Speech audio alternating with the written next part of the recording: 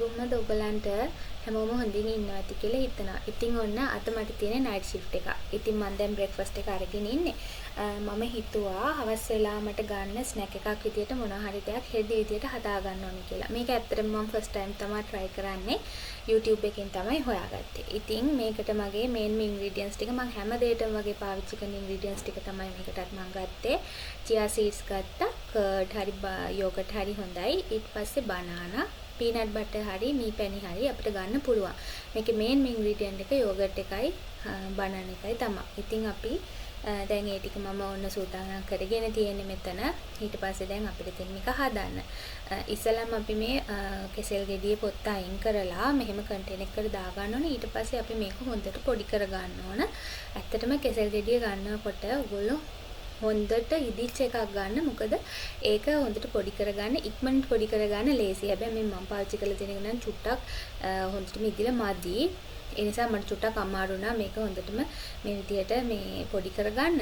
හැබැයි ඉතින් ඔන්න කොහොම හරි මම ඒක කරගත්තා. ඊට පස්සේ අපි මේකට ඇත්තටම යෝගට් හරි කර්ඩ් හරි අපි පාවිච්චි කරනවානේ. එතකොට ඒක ග්‍රෑම් 100ක් තමයි පාවිච්චි කරන්න ඕනි.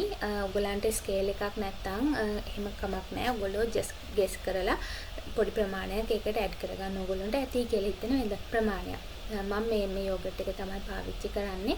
ඇත්තටම මේකේ කිසිම පැණි රහක් නැහැ. ලංකාවේ මේ අපි ඉතින් ලංකාවේ කර්ඩ් පාවිච්චි කරනවා වගේ තමයි.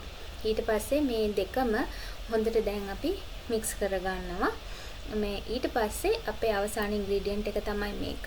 මම හරියම කැමති මේක මැජික් ඉන්ග්‍රීඩියන්ට් එකක් වගේ.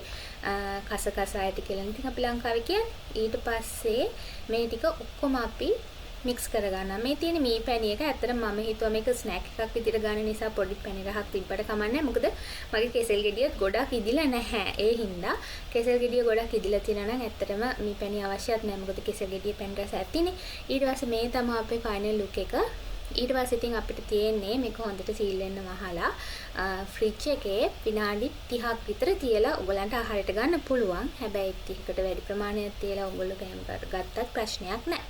එහෙනම් මමත් එන්ජොයි කරන්නම්. ඕගොල්ලොත් මේක හදලා බලලා එන්ජොයි කරන්න.